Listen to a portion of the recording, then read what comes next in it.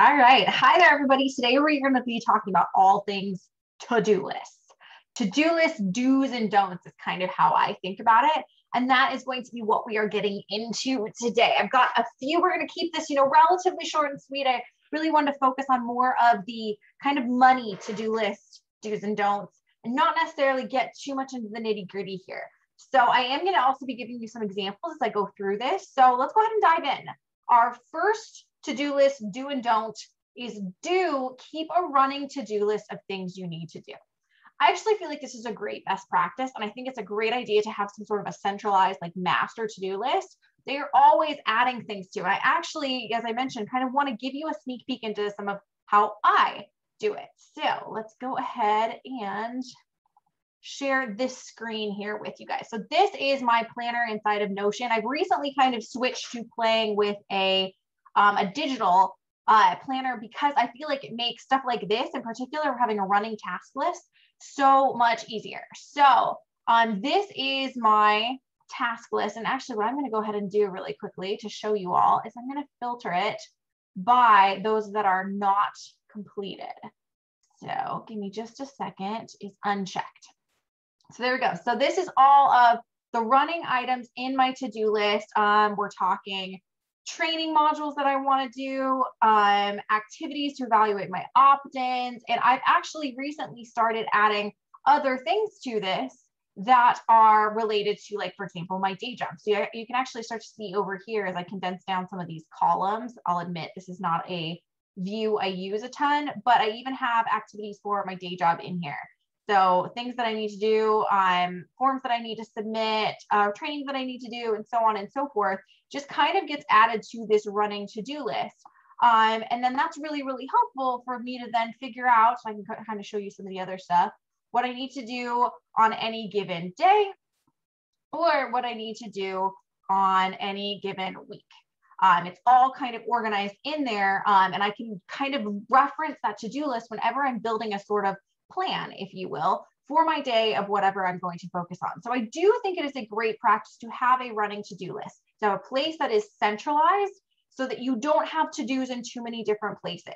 Now, I will totally admit that the consolidating down of all of the different places you might have to-dos is sometimes the hardest part of the process. It's sometimes the part that can be the most taxing and kind of the thing that keeps a lot of us from having a centralized master to-do list is we have all of this stuff in multiple different places, and the consolidating process can take a while.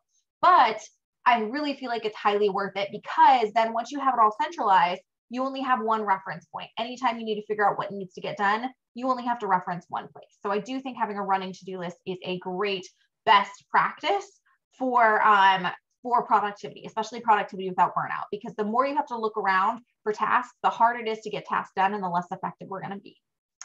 So my first don't is related to tip number one. So I do think it's a good idea to keep a running to-do list of things that we need to get done. I don't think it is helpful for us to use that to-do list as a daily reference. So actually, I am going to go straight back to the planner I was just looking at. And you guys already saw as I was going through here, this is my task list. It's got everything on here, but when I'm looking at things day to day, week to week, I'm not looking at this task list. I have a due date assigned in here to the different tasks, because then I can build a monthly view that has the different things that I need to get done in it. And then week to week, I'm mostly just looking at the weekly view.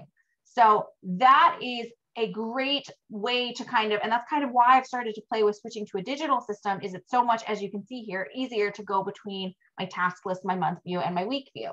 But I do think it is not a good idea to have your master to-do list be your point of reference, if you will, as you are going day to day, because it can be overwhelming, and overwhelm can burn us out. To see all of those task lists, it just feels like, oh my God, I'm never gonna finish this. And I feel like that's something that's really common when it comes to productivity for a number of us, is we're constantly feeling like, oh my God, I'm never going to get all of this stuff done.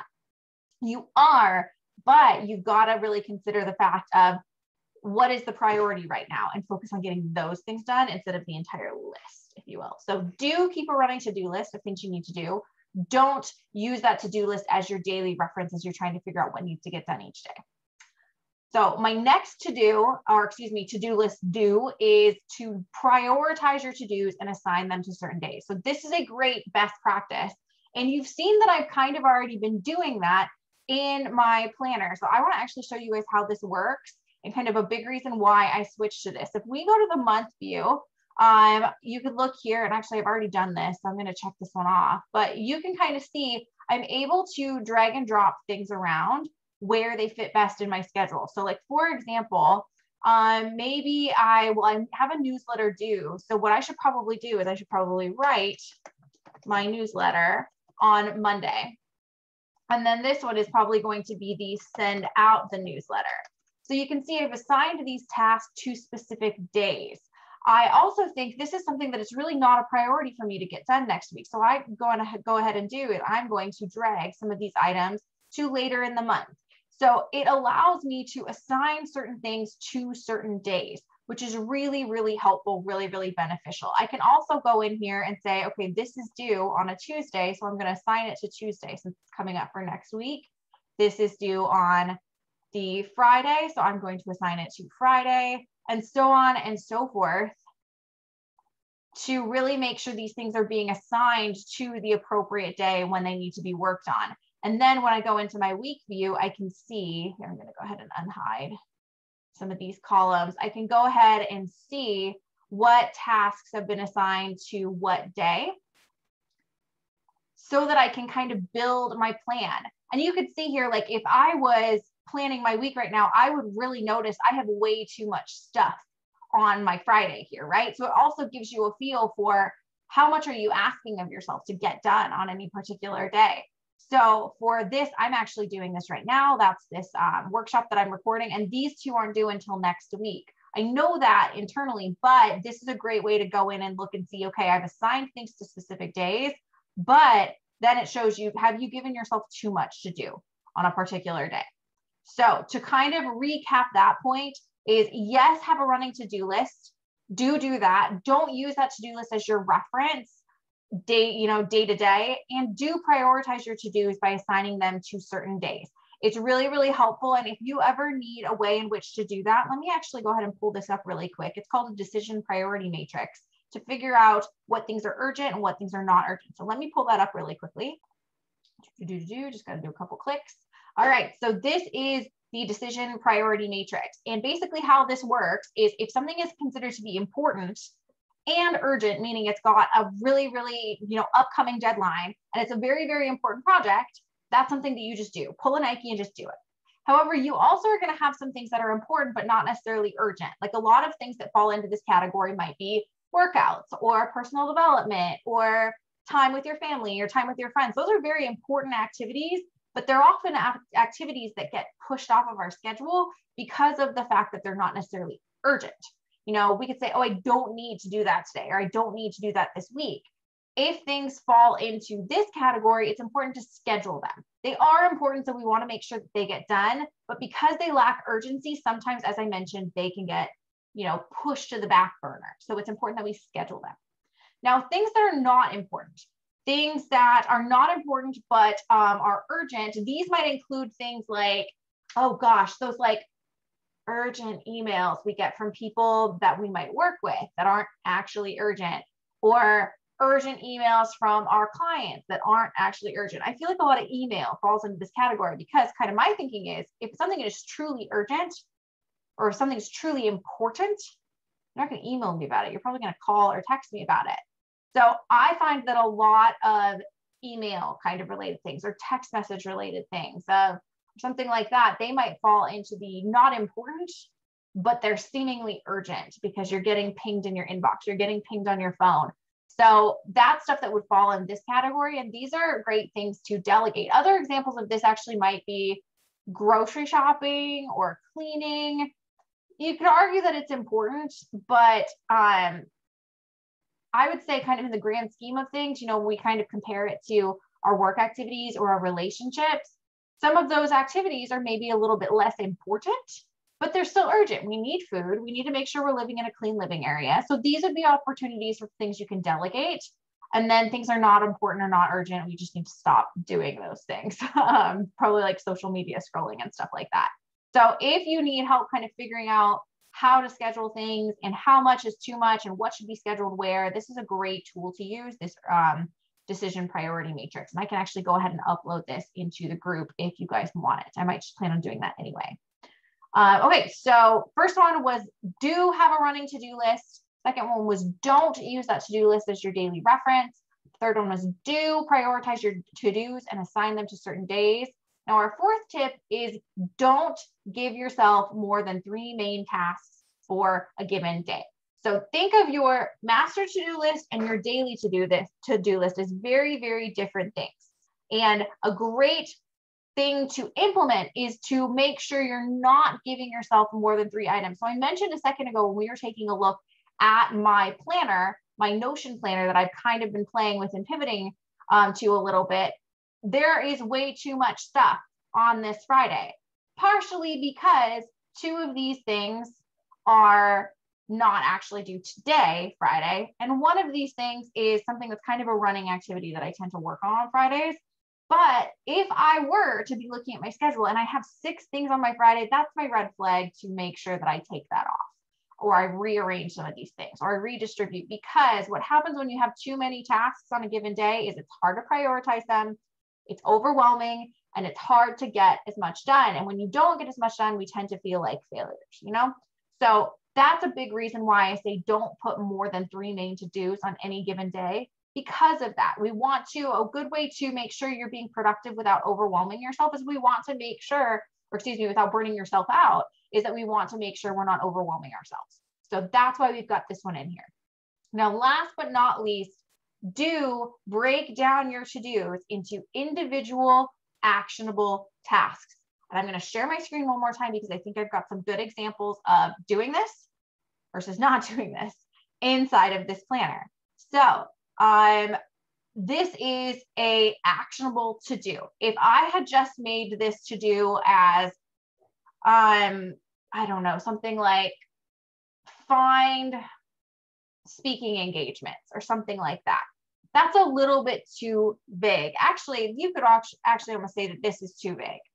Brainstorm ways to find speaking engagements. What does that mean? Does that mean I'm Googling to try to find speaking engagements? Am I Googling to find databases that have speaking engagements? This actually probably isn't the greatest to-do list item in the world. What I probably should do is break this down, and I'm just going to do it in the notes below so you can kind of see. I might break this down to say maybe I want to explore Speaker Hub for summer speaking engagements. That is a very specific task that I can do. It gives me a specific place to go and a specific time frame when I'm looking for speaking engagements. Another example might be Google speaker databases and register for 2. So this is, I'm looking specifically for speaker databases, but brainstorm ways to find speaking engagements is a little bit too much of a gray area. It's a little bit too much of, am I looking for individual engagements or am I looking for, you know, some sort of a speaker database? So another example of perhaps a bad, as I see, I've got 2 on here that are brainstorm. And frankly, those just aren't very, very good. This is a very, very specific to-do list item. Respond to a comment by my boss regarding the emergency protocol that I'm updating. That's very actionable, very easy to do. These are just forms that I need to fill out. This is probably another example of a bad one because I don't give myself a specific to do here. So this would be update branding on for clarity, chaos to calm class. Or maybe so these might be some of the subtasks. Update the branding, update the photos, and then update the content for tips 1 through 2, and then update the content for tips 3 through 5. Those are better to-do list items because they're very specific, very actionable, very just easy to then sit down and for me to bust out. So that's the final do in our to-do list do's and don'ts, is to break down your to-dos into individual actionable tasks. The reason why this is so important is then there's no guesswork when you sit down and do your to-do. You know exactly what you need to do, exactly what has to get done. And it really feels so much more productive in a lot of ways because you have more to-do list items that you can knock out. It really helps you build that momentum and that motivation as a result of building that momentum. So those are my to-do list do's and don'ts. I really wanted to kind of keep it short and sweet and really just stick to 5. Do keep a running to-do list of things that you need to do. So you only have one place you need to go back and reference, which is going to really help cut down on overwhelm and really improve your organization. Don't use that to-do list as your daily reference. If you do, it's going to be very overwhelming and you're going to constantly feel like you're never getting anything done. Do prioritize your to-do list items and assign those to certain days. That's just going to help you know what needs to get done when, and just doing that legwork up front just kind of helps us when we do sit down to get some stuff done. We know exactly what needs to be done. Don't give yourself more than 3 main tasks for a given day. 3 main things that you can focus on is going to be kind of the money spot, the sweet spot, if you will, so that again, you're not too overwhelmed, but you're able to be productive and know exactly what needs to get done. If for whatever reason, those 3 main items are pretty small and you get to more items, that's going to do nothing but make you feel better about your productivity and your motivation and your momentum. So that's another reason why it sticks to 3, because usually that's, you know, a good amount of stuff for us to get done on a given day. But we also have the room to do more than that if we do complete the 3 items, which just feels good when you get more done than what was on your to-do list, you know? And then last but not least, do break down your to-dos into individual actionable tasks, because it's just going to make it clearer to you what specifically you need to get done when. Having a kind of abstract or too large or too broad of a task can feel confusing and overwhelming, and you may not necessarily know, okay, what did I need when I put this on my to-do list? So the more specific and actionable you can make it, the better. So that is our quick little training for today. I know I posted a lot today, but to-do list do's and don'ts. I hope you got a lot out of this. And I actually think this might be something that I revisit, because I think those are a good 5 to start with, but I feel like we're just scratching the surface of to-do list do's and don'ts. So let me know if you have any questions. Let me know if any of the resources I shared here are helpful to you or you would like to learn more about. And otherwise, I will see you guys in the group. Bye.